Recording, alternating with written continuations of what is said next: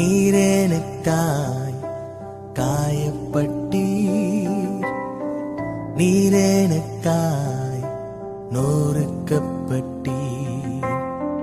நான் நன்றாய் வாழ்வதற்கு சிலுவையிலே உம் ஜீவனை தந்தீர்.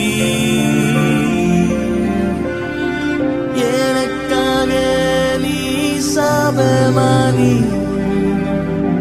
முள்முடியால் சுட்டப்பட்டீர். உம்மாலே நான் விடுதலையானே,